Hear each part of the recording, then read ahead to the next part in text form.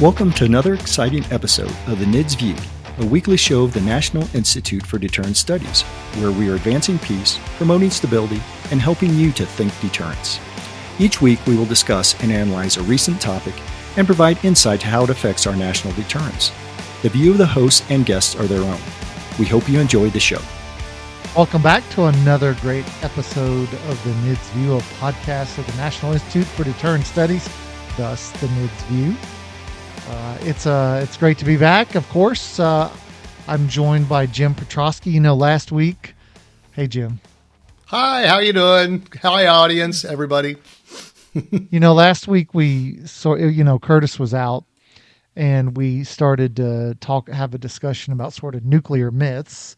And, we didn't really get as far along in that discussion as we had hoped. So we said, hey, we're going to have, an additional discussion. We'll have episode number 2 on nuclear myths because it's an important topic.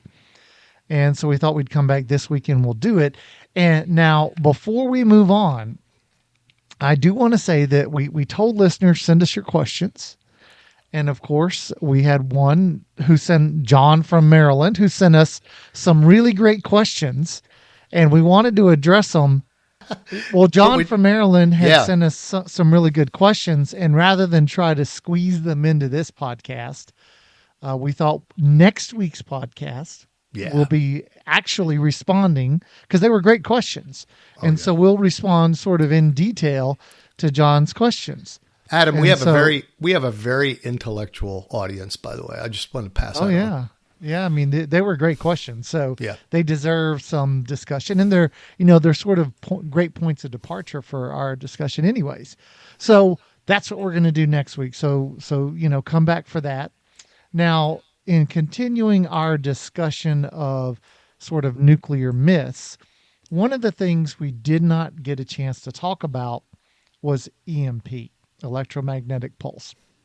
And there's sort of a view that, and this is something, your specialty is radiation-hardened electronics, right? That's sort of what you are one of the gurus in the entire country for. Are you talking to me, Adam? Yeah, I'm talking to you, Jim. Okay. I thought you were talking to the audience. No, I'm talking to you, Jim. And so, EMP is one of those things that everybody worries that if there is a nuclear detonation, that, the entire electric grid's going to crash, and, we'll go back to the Stone Age and nothing electronic will ever work. And there's just a lot of fear and concern about it. So can you sort of help us out and tell us, what is myth and what is reality?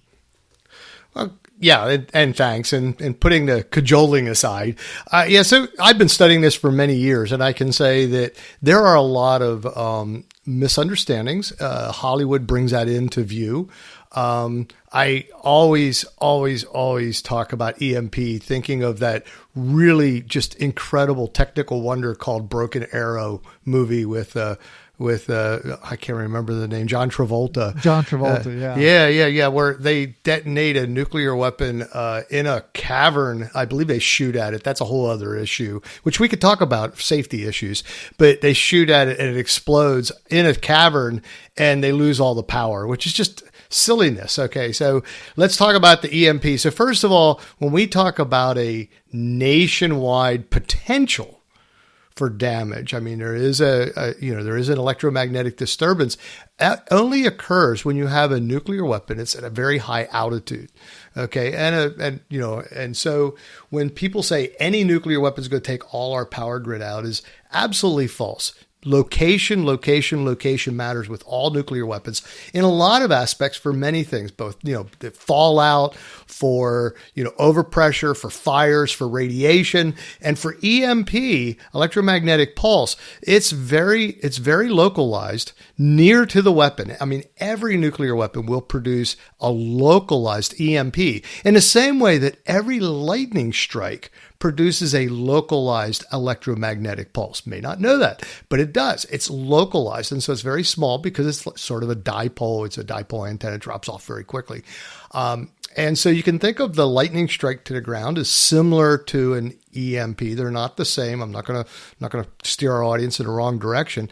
But a lightning strike, not the actual physical lightning hitting you, but around the lightning, you have electromagnetic disturbance. You actually hear that on a radio, especially the old AM radios. If you had a thunderstorm in the area and had an AM radio turned on, you'd hear that electromagnetic disturbance as a sort of fuzziness in the radio or a breakup in the radio. But it's not far away from the lightning. That disturbance is picked up by your radio, but your radio keeps functioning. Okay, now let's move. So I just want to give that context as location and distance from the source matters. So we're talking on the ground, the electromagnetic pulse. There's something called source region EMP. It's very localized. And so that would occur, in and around the nuclear weapon. And other aspects of the nuclear weapon are much, much greater than the issue of EMP. If you're close enough for the EMP and a smaller nuclear weapon on the ground, you probably have other problems such as blast and shock and fires that would be the issue. So let's move up into the atmosphere really high. And in fact, many of our treaties, talk about, how many delivery systems and how high you can go, especially exo-atmospheric or outside of the atmosphere. Because when you get very high with a nuclear weapon, and if you get a large enough yield, you can produce, you can maximize, if you will, your EMP. We learned that from about 400 kilometers, for a nuclear weapon to cover an area of the United States. But when I say cover the area of the United States, understand that the maximum is at ground zero, just below it. And that maximum at 50 kilovolts per meter, the electric field, can be, notice I say can be devastating. And I use my example as my cell phone. I'm holding it here for those of you on YouTube. I'm holding a cell phone. I'm not trying. Here, I'll cover up that little Apple thing on the back so people don't think I'm advertising anything, unless I can get royalties. But anyway, but they ask, my cell phone going to work? And my answer is, it depends.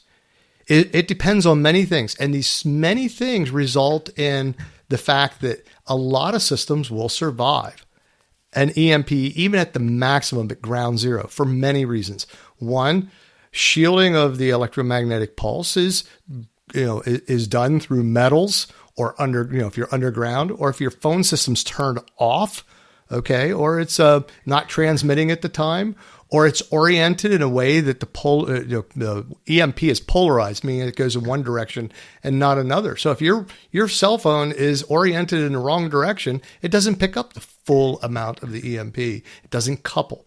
So a lot of people worry about each individual electronic as being will it be destroyed? Will it melt this out? For example, my generator in my house is in my metal barn.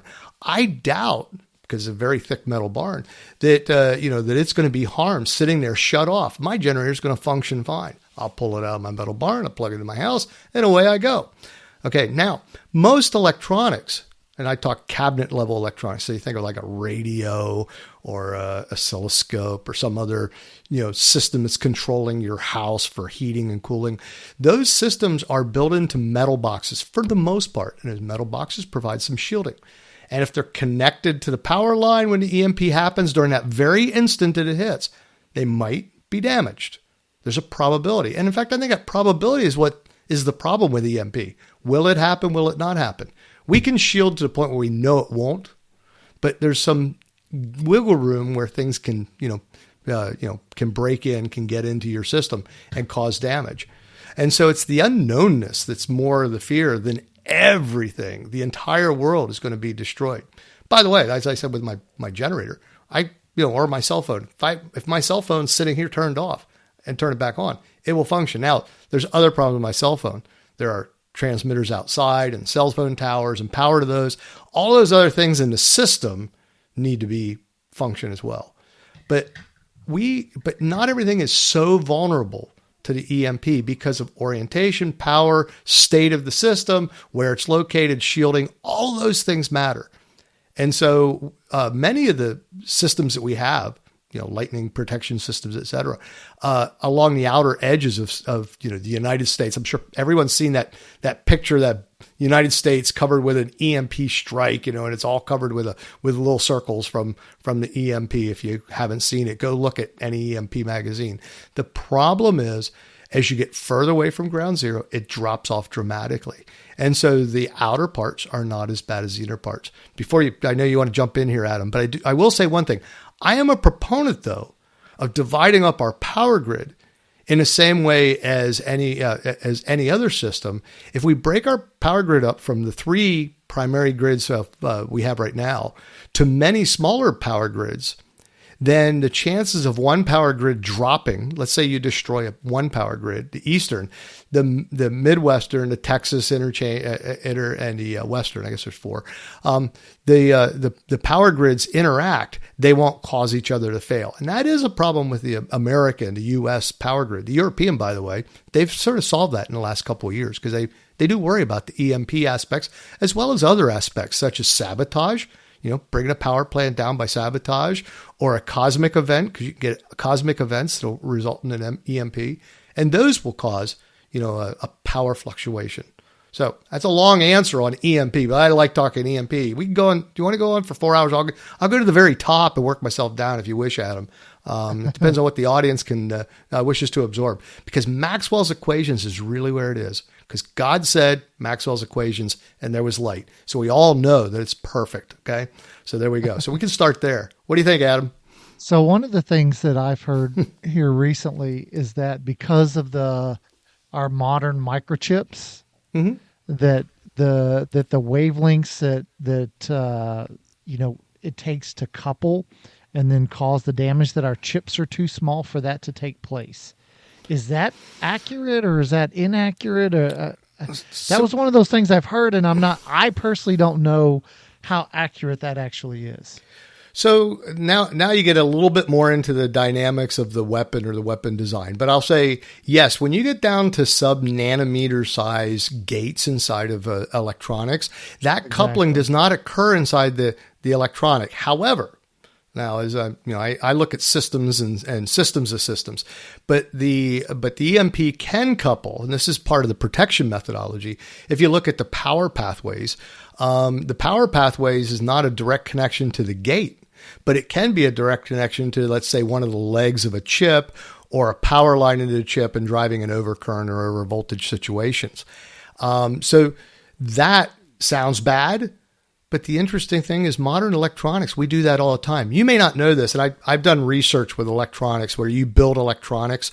And if some of my students are in this audience, please send me an email saying, I remember you doing this to me. But you take an electronic device, a simple transistor, and you build it just as a transistor with nothing else. The electrostatic discharge sensitivity of that is extremely high. In other words, if you don't ground yourself and go through all kinds of the machinations to be able to get the charge off your hand from going into the system, that is the problem. And modern electronics, good electronics, all have protection built into them to be able to reduce that very quickly. They dump power somewhere else. And so there's protection measures on most modern electronics. So going back to that, I agree, Adam, on very small space, sub-nanometer, 30 nanometer, 20 nanometer transistor sizes, they're probably small enough where the frequency of the EMP at its highest is probably not going to couple directly. It says indirect couples, but those are solvable problems. And for most electronics, they are, because we protect against ESD, lightning, and the EMP just goes along for a ride now.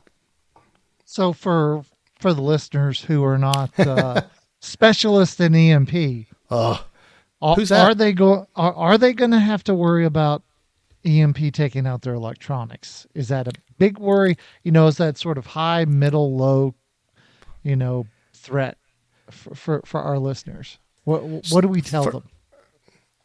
For a high altitude nuclear detonation, I would say it's moderate to high. It's not a definite, moderate to high, but it's not a definite. The issue is the definite, because when you say, I can tell you if I'm out in the open underneath a 10 kiloton nuclear weapon, 50 feet above my head that detonates, and I have nothing above me, I will give it a 100% probability of killing me. Okay. If I'm in a bunker and I'm a meter or so underground and that detonation goes over my head, I have a chance of survival, a fairly good one, unless I do stupid things like jump out right away and, still, while the detonation's occurring or, while other things are happening, like buildings are falling. But if I'm in, I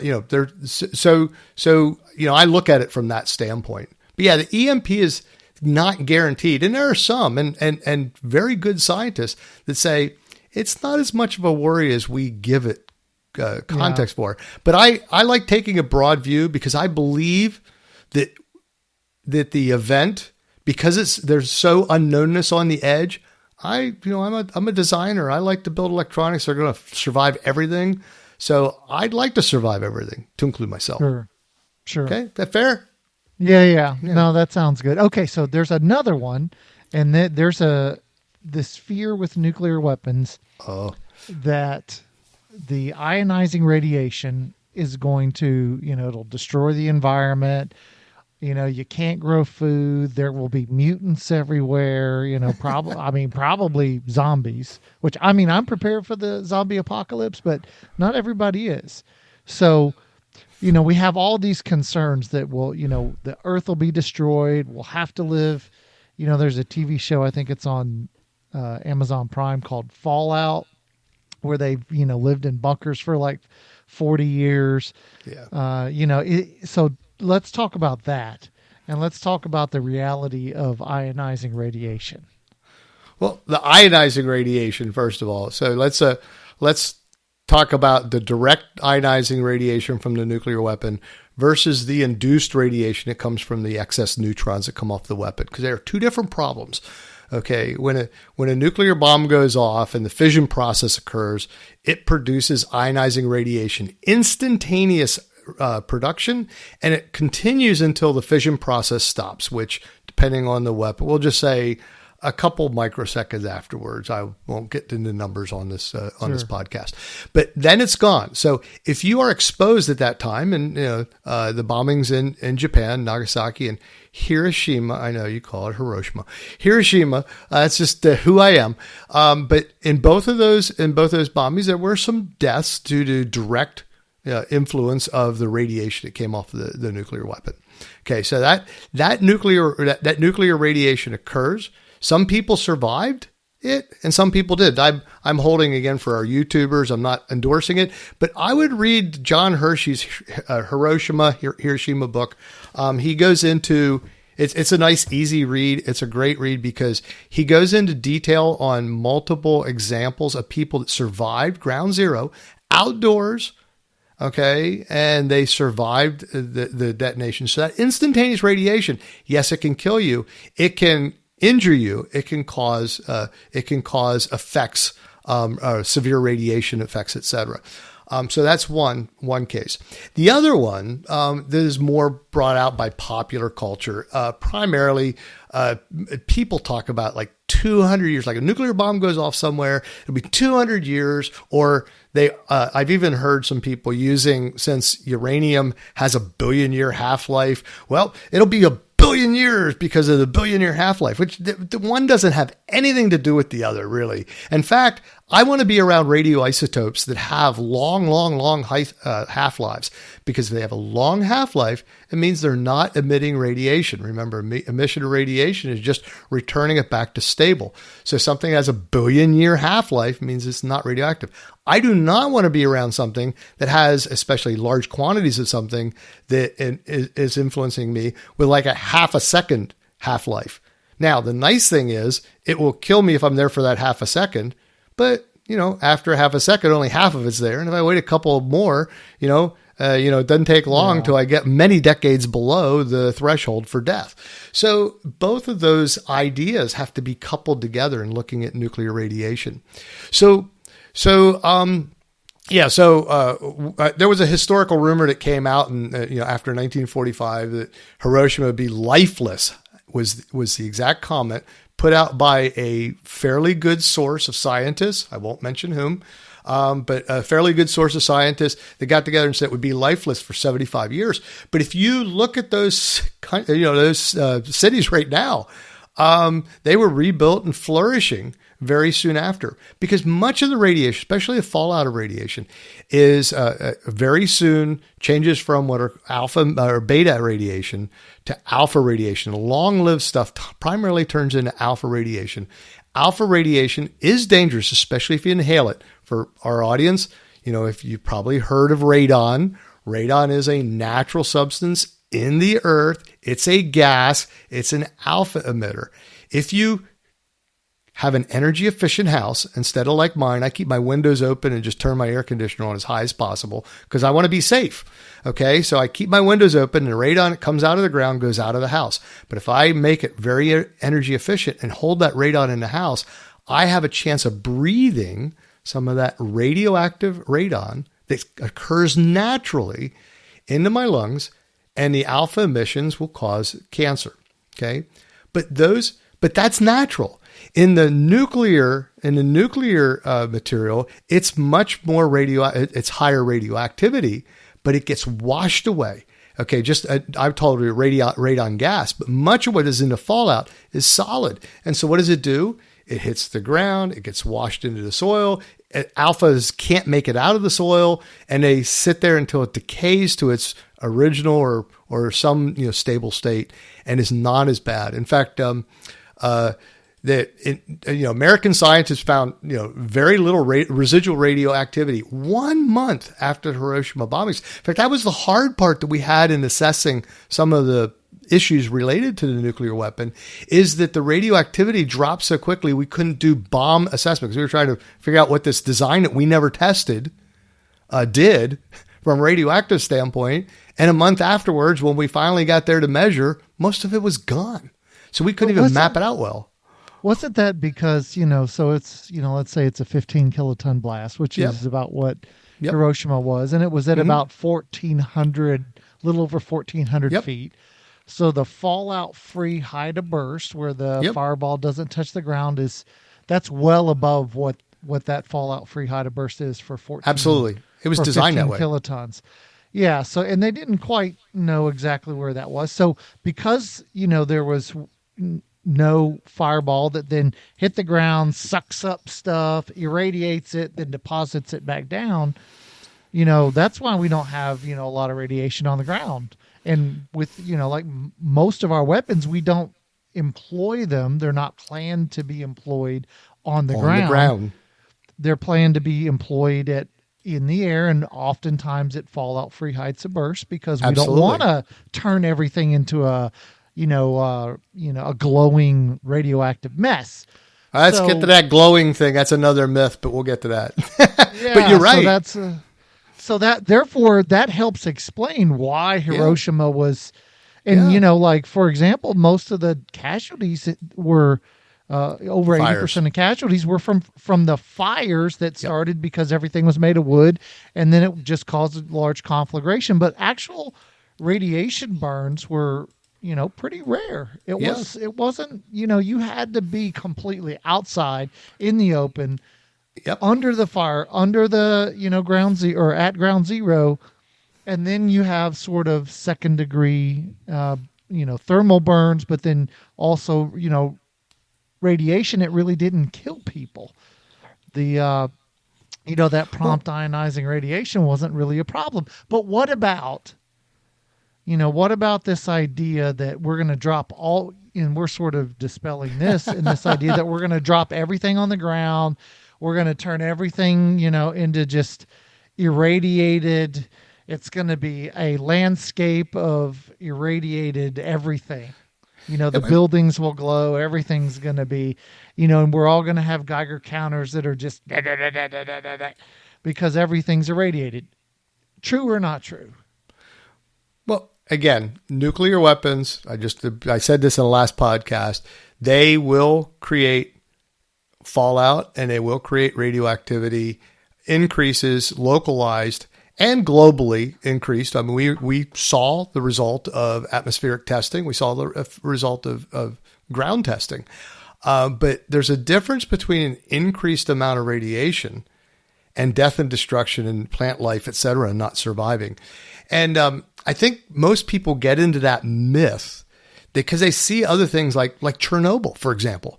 Chernobyl, though, the radioactive inventory in Chernobyl's, in Chernobyl reactor, along with not only the fuel, but all the carbon, oh gosh, it's what happens when you're 62, audience. Don't get there. Okay, find some other way around it. When you begin to lose the moderator that also was there, and then the water was sprayed on it that became radioactive. And by the way, things become radioactive because of the neutrons interacting with them, not with if I get hit with a gamma, I don't become radioactive like it shows in that stupid TV show that was on a couple of years ago. No, it has to be neutrons because they make things unstable. And if you don't understand that, listen to my NIDS knowledge. Okay, from about episode, I think I just looked earlier, I think it was 42 or 43, where I talk about how things become radioactive. But anyway, they only become radioactive from the neutrons. But in Chernobyl, that nuclear reaction was occurring, with all that stuff around it became radioactive. They threw water on top of it, which lofted it into the sky. And then, of course, it spread around, and the radioactive inventory was very high. For a nuclear weapon, the whole purpose of a nuclear weapon is not to be flying around with a 17-ton nuclear reactor. You're flying around with a very small mass of fuel. You're flying a very small radioactive inventory.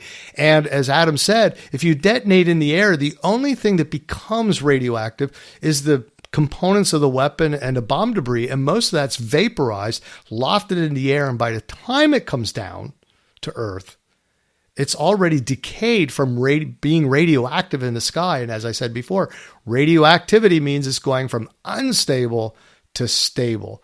And when it goes from unstable to stable nuclei aren't radioactive. Therefore, you don't have the problem. So when we think of all the nuclear weapons in all the inventories exploding in all the places they can spread, unless you were to, literally spread them around, evenly around the Earth to maximize effect, you still are not going to have enough fallout, death, risk to everything on Earth. It's impossible to do that with the radioactive. Even when we had, I think I told you last time, even when we had 20,000 nuclear weapons that Russia said they had. I'm sure they had many, many more because they lie all the time. But anyway, and then we had, around 17,000, I believe, at one time, like in the early 70s. But even if all those weapons, you could do the analysis and look at the fallout from those. Yes, there'll be deaths.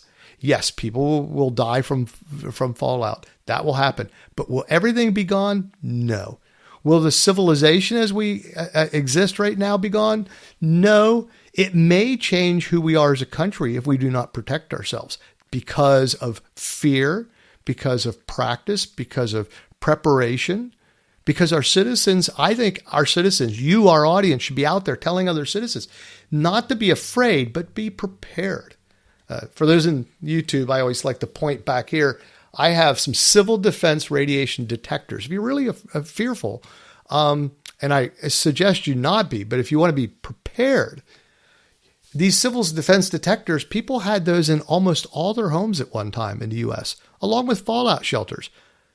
And that was part of our preparation. Do we need that? Well, if I'm in a fallout shelter, first I'll survive a more possible a tornado here in Ohio. Probably more chance of using it there than ever for a nuclear weapon. But survival is still pretty high, even without the fallout shelter. So here, this leads to one of the main myths that I think, we have to cover before we're almost out of time. Oh. And that is this idea that telling kids to duck and cover was a pointless effort, that it didn't work. So Jim Petrosky, did duck and cover work? Duck and cover is a great idea. And it's so funny when I hear people talk about it, sort of like when they talk about everything else, they use words to sort of bludgeon us. But duck and cover, for those that don't know about this, lived in a hole for years, but back in they could just be young, Okay, I'm sorry. Never had to. Okay, you are quite old, Jim. So for those who are not, I'm young. I'm probably the youngest person you know. Anyway, young at heart anyway. So yeah, for those that don't know, you're right. I shouldn't talk pejoratively about our audience because they are the most intelligent audience of any podcast. But anyway, True. But may not be aware, during the 1960s and 1970s, when we were in the Cold War, as a way of surviving or as a civil defense measure, we had an advertising campaign that was oriented toward families and primarily children because it's played in the schools. I remember because, back in my one-room schoolhouse, back when we were writing on slate tablets, I still remember us doing the duck and cover exercise a couple times a year. What was it? If you see the flash from the if the flash from the nuclear weapon happens, you duck, you get down, and you cover your head. You actually were told to go against a wall, try to get yourself against the wall. And the ability to survive, not only a nuclear weapon, but again, a tornado is a good example. Getting down away from glass, getting against a wall with no windows, you would survive because most people, first of all, looking at the flash, by the way, that's the biggest concern that one has for a ground burst nuclear weapon is people have the bomb go off. The first thing they want to do is turn around with their cell phone and take a picture. And flash blindness is real. And if you're driving, flash blindness is really a bad problem because you're, of course, blind for a period of time. Okay, enough of that.